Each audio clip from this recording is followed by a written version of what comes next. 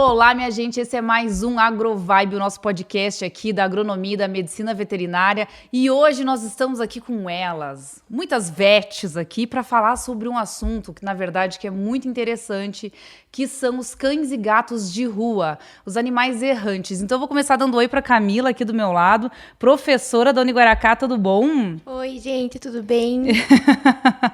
Vou dar um oi para ela também, que é a nossa responsável pela clínica da medicina veterinária da Uniguaracá. Suzeli, tudo jóia? Olá, tudo jóia? Um prazer estar aqui com vocês hoje.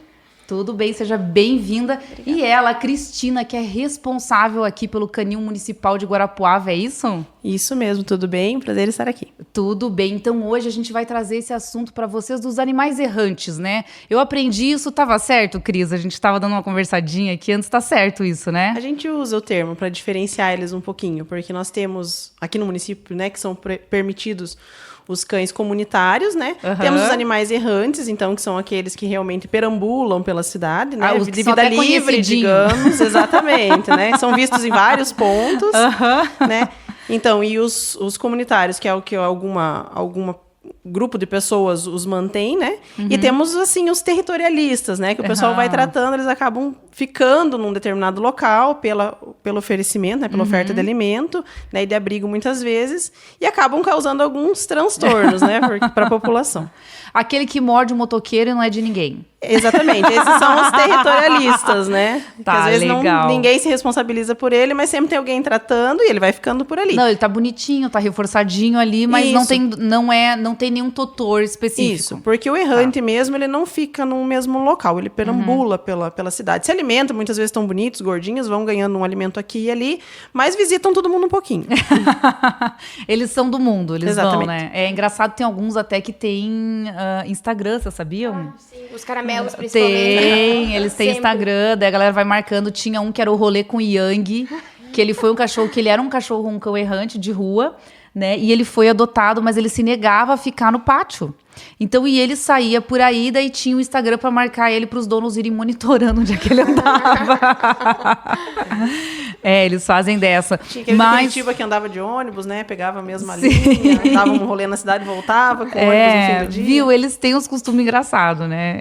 É bem, bem engraçado. Mas, né, falando um pouco de tudo um pouco, a gente tinha que falar também de um assunto que tomou conta do Brasil inteiro no último mês aí, infelizmente, né? Porque é uma coisa que fugiu totalmente ao controle, que foi o problema das enchentes no Rio Grande do Sul, que aflorou uma coisa. Cães, não somente cães errantes, né? Mas cães que tinham tutores e que agora também não tem mais. Né, Camila? Esse é um assunto até que dá uma tocada mais na ferida da gente, porque ali não teve esse ponto só cães de rua ou só cães com dono. Então foram todos os animais foram atingidos. E muitos animais que eram de madames, podemos falar assim, hoje já não tem mais donos. Então é uma coisa assim bem triste. A gente fala assim, a gente viveu, a gente viu, a Su foi comigo. E foi uma situação bem triste. Então a gente teve que resgatar muitos animais. A gente pegava tanto os de rua, né? Quanto os de maior raça, assim. Eram animais que estavam presos, a maioria nos telhados, né? Então eles se formavam, no final, às vezes formava grupos, né? Que, tipo, nunca tinham se visto na vida, mas na situação juntou todos eles ali, se juntaram, E aí a gente passava de barco e ia catando. Às vezes o dono ia com a gente no barco e falava, não, ali tem um cachorro. A gente chegava lá, tinha uma turma em cima do telhado. Meu Deus. Porque subia a água e eles iam se juntando e ninguém mais sabia, sabe? Era muito cachorro parecido. Muito cachorro igual. Eu nunca vi tanto cachorro igual na minha vida. Ai, Deus, gente, eu não vou falar nada porque eu seria capaz de perder o meu cachorro se ele fosse meio igual aos outros. Assim. E aí, às vezes, né, a gente olhava assim, tipo, meu Deus, será que realmente esse cachorro é desse tutor? Mas a gente via, assim, os cachorros reagindo às pessoas e aí, sabe? Sim. Mas era muito cachorro igual. Ai, então, Deus. assim, essa parte foi bem complicada. Aí, tipo, a gente sempre pedia pra mostrar foto, a gente procurava manchas, né? Coisas que tentassem identificar. Mas era difícil, tinha muito caramelo. Nossa, caramelo e cachorro assim, ó, 100% preto, eu nunca vi na minha vida. Não, e vocês sabem que tem até uma história na internet de uma família que não tinha visto que o cachorro caramelo deles estava dormindo na garagem. viu na rua um outro caramelo, levou pra casa. E daí chegou em casa, achou o seu caramelo. E o outro tava feliz e faceiro lá. Então eles são meio... Porque às vezes eles estão felizes porque tem alguém dando atenção também. Daí fica difícil, né, gente? Nossa. A gente mesmo, às vezes, passava por uns que eles faziam um escândalo, assim, pra ganhar um carinho, sabe? Nossa. E aí eu tive até o Taz, né? A Camila trouxe um. Eu trouxe um dos cães que a gente resgatou lá. E aí... Foi muito engraçado, porque eu tava filmando os cachorros, porque daí a gente postava, né? Sim, Caso aparecesse alguém. A gente postava e no final do vídeo, assim, aquele cachorro pulando louco atrás, assim, e a gente falou, ué. Passei pelo cachorro e fiquei. Falei, mas o que tem esse cachorro, né? Aí que eu fui me tocar, que foi um dos cachorros resgatados, que a gente resgatou. E aí a gente foi embora, e daí na hora que a gente tava indo embora, tipo 3 horas da manhã, a gente passou lá e pegou ele. E aí eu fiquei com aquele peso na consciência, né? A viagem inteira, eu vim quieta, assim, pensando, e se esse cachorro for de alguém? Sim. E agora? O que eu vou fazer? E aí, às vezes, eu olho, assim, pra cara dele e falo, ele é um caramelo, né? Aí eu falo, ai, será que você é aqueles caramelo que era bem, assim, odiado na rua? Ou será que você era de alguém? Mas eu passei meu número, ninguém me ligou. Ninguém veio atrás, Ninguém então veio também, atrás, né? e ele tá feliz da vida aqui.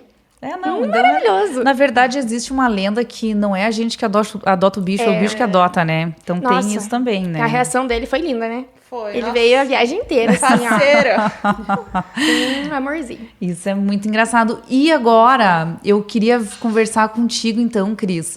Aqui em Guarapuava, né? Como que tá essa situação, assim? Porque eu me lembro, alguns anos atrás, tinham muitos mais animais pela rua. E hoje em dia tá um pouco menos, realmente, né?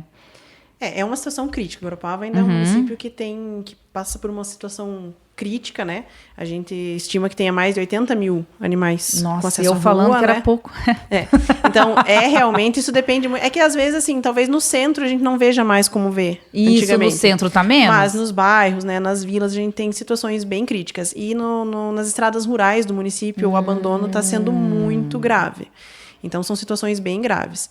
A gente espera que a campanha de castrações ajude nesse sentido, né? Porque nós não temos, né, nem nós e nenhum município tem como lidar com tantos animais assim. Né? Então, a gente espera que a população se responsabilize, né? Tenha um pouco mais de responsabilidade com as ninhadas, digamos. Porque o abandono é o grande problema. Então, o pessoal pega e resolve não ficar mais depois com Exatamente. o Então, existem né, comunidades, digamos assim, numa situação de maior vulnerabilidade social, em que ali, né, os animais se criam junto com essa comunidade. Então, há uma grande quantidade de animais, mas não há uma situação de abandono. Então, a gente tenta ajudar ali, né, localmente, como pode. O grande problema, até como um colega meu sempre menciona, é a população que tem condições, que daí põe no carro e leva, e põe numa estrada rural, ou põe num outro bairro, ou, né, ou deixa lá na frente do canil uma caixa cheia de filhotes. Né? Então, esse é o grande problema. E o grande problema são filhotes novos. Então, assim, para nós, hoje em dia, que lá são os a gente, puppies. Se não fosse essa questão né, hoje, né, atualmente, se não fosse a questão da grande quantidade de filhotes, sempre, né, que sobrecarrega nós, como canil, as protetoras, né, as ONGs, ninguém mais tem capacidade de recolhimento, digamos. Então, para ele seria, se fosse só conter os errantes, digamos, né, e lidar com os errantes, seria um pouco mais tranquilo. Mas essa irresponsabilidade, que a maioria o problema de Guarapuava são os cães com acesso à rua. Porque daí aconteceu alguma coisa, ele até tinha tutor, né, mas foi atropelado, era de rua, canil recolhe, entendi. né. Voltou para casa, né, pansudinha, dá-se jeito nos filhotes. Então, o grande problema de Guarapuava, né, que em outros municípios eu vejo que não é tanto, a gente sempre tem contatos e sempre vai investigando, essa questão do acesso. Animais que têm tutor, mas que deixam dar a voltinha, ou que, não para. Abre um pouco o portão. Abre um pouco o portão. Então, para nós, isso é o que sobrecarrega mesmo. Porque a gente acaba ficando num trabalhinho de enxugar gelo. Entendi. Né? Então, essa é a acaba... parte difícil. Falta de conscientização mesmo. E daí, assim, o que daria pra gente falar pra quem quer ajudar nessa situação? O que a pessoa pode fazer? Então, eu sou aqui de Guarapuava e eu quero ajudar nessa situação o que eu posso fazer? Diminuir, digamos, né? Pra diminuir. Então, assim, a conscientização, né? A gente trabalha também com educação, a Secretaria do Meio Ambiente trabalha com educação ambiental, né? Nas escolas, a gente trabalha com isso, porque, né, vem das crianças, né? Talvez as próximas gerações que vão conseguir sanar esse problema, né? Até que eu acho bem importante a questão de trabalhar a posse responsável nas escolas, né? Com as crianças. Para as crianças levarem para casa, né, esse conhecimento de não poder abandonar, de quando tiver filhote, né, cuidar ou levar para doação, A né? importância da castração, Exatamente. Da castração, Então, hoje eu penso principalmente. nisso, a importância da castração, porque assim, nós estamos com a campanha e para vocês terem uma ideia, a gente tá com 50% de faltas. A gente cadastra, né? E Já o é pessoal difícil o não cadastramento. vai. E daí no dia as pessoas não vão. Daí você, às vezes, liga, entra em contato, ó, quer tentar para próxima. Não, fiquei com dó. Ai, meu Então Deus. tem essa questão da dificuldade de entender a importância da castração, sabe? Até é um direito seu, digamos, né? Não castrar o animal. Mas, assim, ser responsável, então, para que esse animal não Então, é não um tenha direito ninhadas indesejadas, né? É um direito, então, não querer castrar, mas daí vira um dever cuidar para não ter um Exatamente. monte de ninhada. Então, você pode abrir mão você pode querer esse teu direito de, então, não vou castrar meu animal, mas aí você tem um dever. Então, a partir do momento que você tem, eu acho, vou até dar uma sugestão aqui.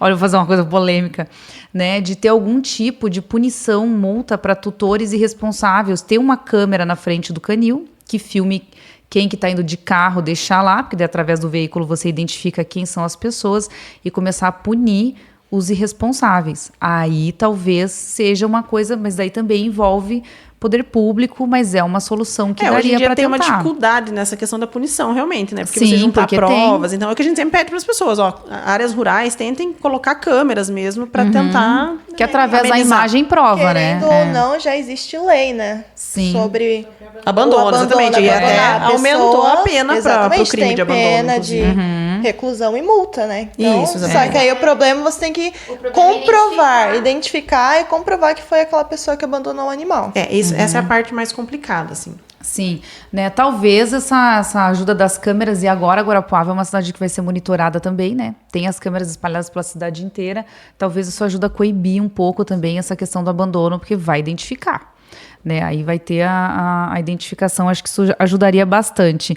E agora eu vou te perguntar uma coisa assim, e com relação às ONGs, até onde as ONGs podem ajudar, né? E podem interferir nessa questão dos animais de rua? Tu tem noção disso? Elas ajudam muito, assim, né? São de extrema importância, né? Para nós, assim, do município, porque, né, é impossível fazer que tudo todo mundo sozinho. dê conta, né? Porque, na verdade, assim, esse controle, ele é uma responsabilidade conjunta, né, da sociedade, né, como você falou, existe a responsabilidade do tutor, né, então não é só o município, né, o município não queria cachorro, né? O município não queria cachorro, né, então, assim, e as ONGs ajudam demais, que nem, como agora, que a gente ainda está em campanha de castrações, as ONGs que correm atrás, muitas vezes, como eu falei, que faz esse trabalho de formiguinha, a gente faz, né, é uma equipe pequena para dar conta de tudo, mas muitas vezes elas que vão atrás para cadastrar esses animais, né, os animais daí, o que a gente comentou, os cães comunitários, são as ONGs que cadastram, sabe? Então, elas ajudam muito nesse sentido, né? As ninhadas de filhotes, que elas vão ajudando para dar lar temporário e cadastrar para as castrações. Então, são importantíssimas.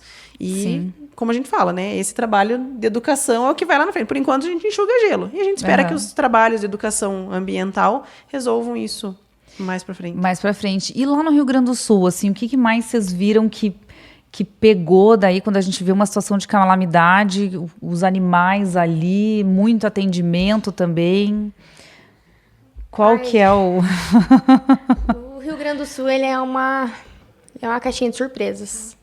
Então, até você falou 80 mil animais aqui, no Rio Grande do Sul foi uma contagem de 11 mil animais no centro de Porto Alegre. Só no centro. Então, assim, a gente passava, eram muitos cães. Era, assim, uma coisa aterrorizante, sabe? A quantidade de animais que tinham. E aí veio esse problema, né? E a hora que baixasse a água e os tutores não acharem os cães? O que vai ser feito com esses cães? Infelizmente, muitos vão ficar lá e ninguém vai procurar. Porque foi, como a gente já falou, muitos eram animais de rua já. E aí, o que fazer com esses animais? Porque nenhuma prefeitura tem capacidade de comportar para a vida inteira A quantidade de tantos animais. E esses animais, a gente tem que pensar que eles vão ficar todos juntos. Então, animais que não tinham tanto contato, agora vai estar todos juntos. Então, vai aparecer muita Doença, fêmea, prenha. Tem que ter um controle de zoonoses, de doenças, Tudo. né? Até em questão de brigas, porque lá nos abrigos tem um espaço limitado.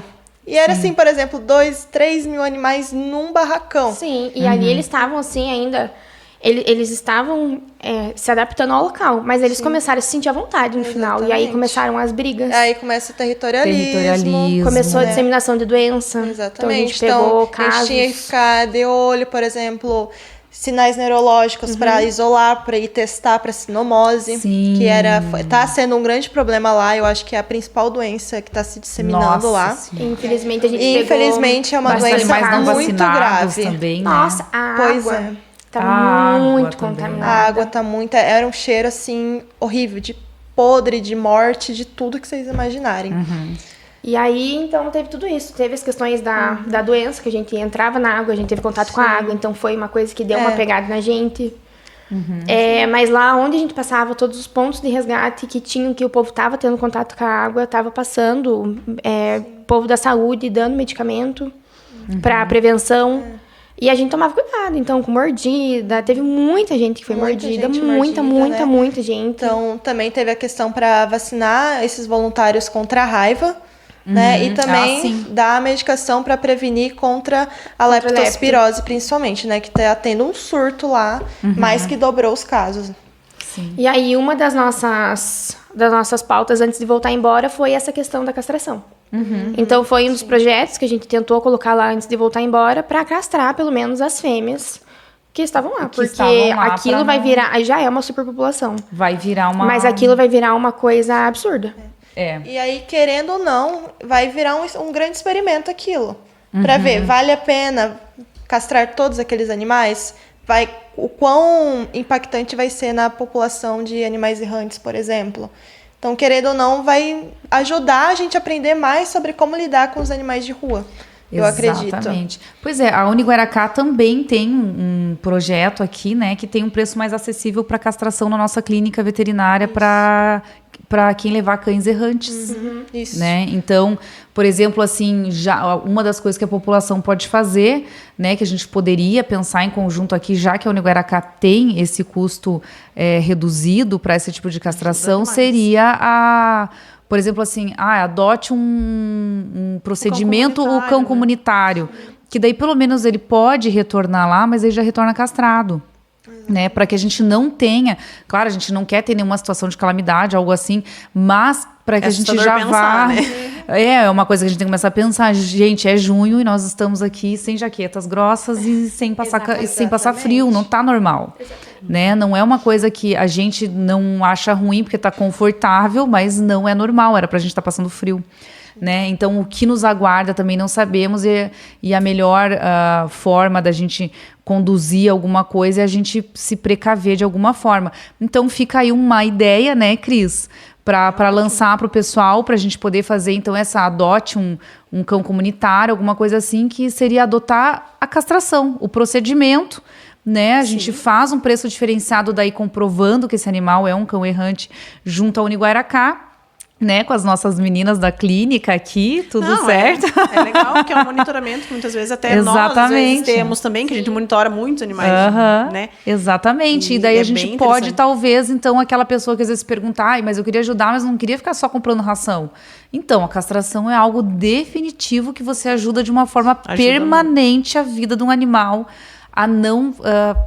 levar uma piora do quadro do número de cães, que eu até no início achava que era menos. Gente, é uma cidade. Na verdade, 80 mil animais é uma cidade. Né? Essa é uma estimativa antiga, né?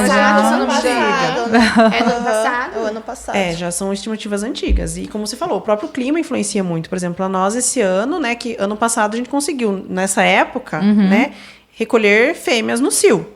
Né, para evitar diversos transtornos. Esse ano a gente não está conseguindo. Por quê? Porque o verão foi muito complicado. Então, as miíases, né, as bicheiras, as famosas bicheiras, foi muito grave. Os animais ficam muitos, a gente trata e devolve, né, principalmente cães comunitários. Mas daí os animais vêm num estado muito grave, são semanas de recuperação. Então, a gente fica com uma superlotação e não consegue estar recolhendo, né, outras fêmeas nessas outras situações. Por conta que o frio não veio, então mais moscas, mais exatamente. mias, então, esse ano são as bem bicheiras, pesado. né?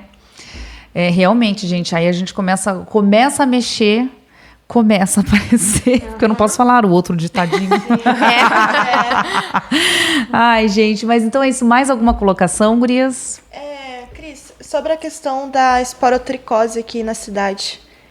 como que tá hoje isso? Ela é acompanhada pela Secretaria de Saúde, sabe? Garopaba começou com poucos casos, isso, exatamente. Até porque nós não temos gatil, né? Então nós na verdade que identificamos os primeiros casos, né, que veio para nós, a gente já encaminhou para a saúde porque existe um protocolo que passa por eles, até de descarte de carcaças, esporotricose, ela tem um tratamento diferenciado.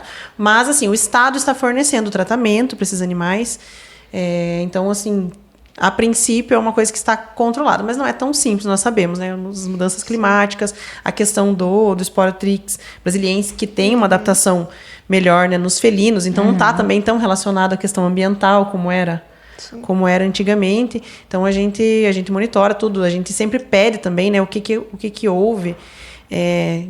É que os primeiros casos talvez não tenham sido notificados. Então, a gente sempre relembra a importância, né, do clínico lá notificar essas situações, né, para que a Secretaria de Saúde possa tomar as providências controle, né, cabíveis, né. Então, eu vi em Curitiba, eu trabalhava mais com isso lá, era uma situação que foi realmente, o crescimento é exponencial, então é muito rápido, então era um medo que eu tinha. Quando eu assumi há pouco tempo atrás o canil, era um medo que eu tinha. Nós não temos, né, nós não temos gatil no município, a gente, né, espera não precisar ter. Estamos felizes que, pelo menos para os felinos, o pessoal está aderindo à campanha de castração, mais do que a gente esperava. Então, é uma boa notícia. Né? A gente espera não precisar ter, porque as pessoas entendem como um depósito, né, de animais. Então, para essa questão dos felinos, a gente ficou feliz com isso. E eu tinha esse medo. O dia que chegar em Garopaba vai ser complicado, porque aqui ainda existe também aquela cultura, assim, engravidou, põe o gato, né? Chota pra até rua. Médicos, né? Engravidou, você tem que se desfazer do seu gato. Né? Não foi nenhuma, nem duas vezes que eu ouvi isso. Então era o meu medo, né? O animal com esporotricose, que é uma zoonose, vão tudo pra rua. Mas, graças a Deus, a gente está conseguindo contornar. A Secretaria de Saúde fez um trabalho em cima disso. A gente espera, né, com conscientização, com as universidades também conscientizando, e as clínicas, que isso não se espalhe, a gente consiga conter. Não, maravilha. Camila? Isso até lembrou, falando de gatos, que é incrível como no Rio Grande a gente não via gatos. O gato, na verdade, ele não é totalmente domesticado, né? Se ele tiver que correr pra... a gente tentou resgatar, uma área assim, na volta, ele vai... 5 gatos, não conseguimos. A gente Eles pegou um gato só, né? correndo, não conseguia chegar perto. Pulava na água e sumia até algum. Então, até agora procurando. Mais ou menos isso. Só que eles são mais independentes, eles caçam, eles têm uma chance de sobrevida maior do que o cachorro, nessa questão, sabe? De conseguir achar alimento. Não depende tanto do ser humano. Eu lembro que eu tive um gato, que o nome dele era João Júnior, que eu tentei inocentemente domesticá-lo. Gente, ele acabou indo para uma fazenda e ele virou um gato selvagem. Os relatos eram que o pessoal sabia que ele ainda estava nas redondezas porque ele ia comer a ração durante a noite e durante o dia ele era um gato selvagem e ele era castrado. É um instinto, né? E ele era tudo, ele não conseguiu ser. Eu adotei ele de um centro de adoção, assim, então ele era um SRD, sem raça definida, indomável. A gente não até teve. fala, sabe? Nas castrações a gente pede, por favor, gente, gatinhos nunca no colo. Mas ele é manso. Um gato, uma vez que desceu do seu colo, ele não é mais manso, não é mais domesticável. Ele passa a ser um animal feral e ele não volta, não é que nem um cachorro, ele não volta pro dono. Né? É bem difícil. Ele vai tomar as decisões dele, às vezes ele volta pra casa, mas às vezes ele não volta. É uma decisão mais independentes, né? São, exatamente. Lá, assim, às vezes... eu acho que também era mais fácil do tutor, quando ele tava saindo da casa, pegar o gato. Sim. Porque teve muita gente que saiu da casa com gatos, mas o cachorro, como é maior, mais pesado... tem todo aquele negócio, foi muito rápido. Lá eram animais de médio a grande porte. Era cachorro pequeno, pouquíssimos. Todos cachorros. A maioria médio a grande porte. Que o pessoal realmente teve que sair e não conseguiu levar. Não tinha como levar. Tinha gente assim que tinha 10, 14 cachorros. A gente foi numa casa que tinha 14 cachorros. Daí entra um pouco aquela questão do acumulador. Né? E é que eles acumulam animais, né? E assim, eram lá onde a gente estava em Canoas, era uma região metropolitana de Porto Alegre, e foram 2 bairros mais atingidos, né? O Matias Velho e o Harmonia, que eram bairros, no geral, de pessoas mais carentes, né? De população de renda mais baixa. Então, a gente via que tinha casa com muitos cães, né? E também muitos animais de rua, muitos animais provavelmente comunitários também. por ter essa questão de ter sido um bairro de renda com um pessoal de renda mais baixa. Perfeito, mas então é isso, Cris, deixa eu te agradecer super, né, por ter vindo até aqui, as informações foram muito legal, a nossa conversa foi muito legal, né, meninas, nossas queridas vets também da Uniguaracá, aqui, qualquer coisa, só falar com a nossa Suzeli, na nossa clínica veterinária lá o dia inteiro, a Prof. Cami aqui também, todo né? Todo santo dia já. A gente vai se querenciando, né, nesse mesmo bate-canal. E, pessoal, então eu queria agradecer a vocês que acompanharam mais um AgroVibe aí da Uniguaracá. Lembrar a todos também que as nossas inscrições do vestibular para agronomia e medicina veterinária já estão abertas. E é isso aí, esse foi mais um AgroVibe.